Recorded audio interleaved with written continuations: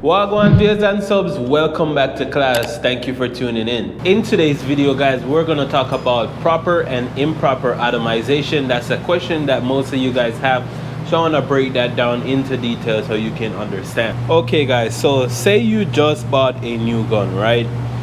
You need to know what tip size is inside your paint gun. For the automotive industry, paint usually requires a 1.2, 1.3 or 1.4, right? If you're using those tip sizes, they're usually good. So in here we have a 1.3. 1.3 can be used for paint, clear, and even single stage paint. So without any knowledge of setting your gun up, you just put the needle inside and all the other parts, get your spring, then you put the cap on there. Nothing else, you're just assembling the gun, right? So now that we have everything on the gun, right, we're gonna get some sealer and start spraying. I started to spray, right? But do you notice how big the droplets are at the edge of the sealer? So what's gonna happen when your droplets are that big? It's gonna cause orange peel. So as you continue to spray, it's going to be rough. And once it's rough, there's no way you're gonna get a good clear coat finish. So proper atomization is important. Now let's take a look at what we did to have that improper atomization. So first of all, there was barely fluid. My cap was barely on, all right? Now, how I set up all my guns, you catch the fluid knob on there, and then you squeeze the trigger, and you continue to turn the fluid in until you feel a push on this finger. Once you feel that push, your fluid is set. Now you can always back it out 1 or 2 turns depending on how it comes out once you're spraying. So bottom line, your fluid knob needs to be down, not all the way up, right? The next thing is, let's see what our pressure is. So we only had 10 psi.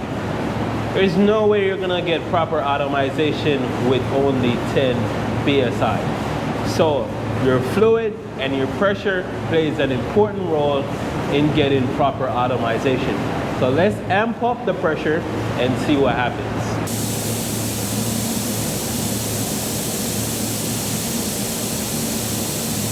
Now we're at 15 psi, and the DV1 doesn't require that much pressure.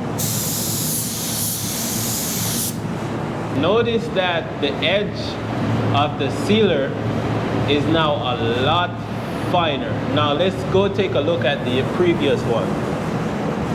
See, it got bigger droplets over on this side, and then over here it's much finer. Let's go ahead and seal the whole thing. Now another thing that can cause improper atomization is your fan. Believe it or not, if you don't take care of your guns, that means that your fan is probably clogged up, which means you're not going to get a consistent flow of fluid onto the panel. Also, you want to make sure pay close attention to your prepper.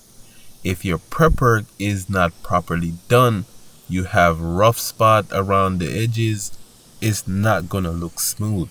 Once you put the paint on the sealer, the clear is not going to look smooth, because if the surface isn't properly, you can hope to get a beautiful paint job. So all these factors play an important role in getting proper atomization. So sometimes just slow down to speed up. Haste makes waste. At the end of the day guys, this is what it should look like.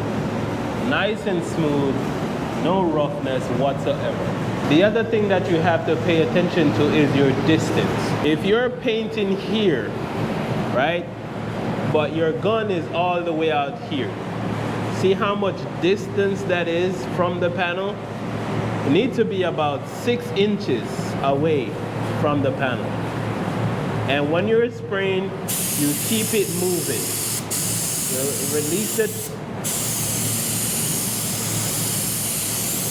And here is the end result, guys. I was able to get a mirror factory finish by applying all the knowledge and the techniques that I've learned over the years from painting. That's why I want to share them with you guys. It's not that hard. It's quite simple. You can do it too. And that's it for today's video, guys. Thank you for watching. If you learned something, please subscribe to the channel, like, share, comment. Until next time, class dismissed.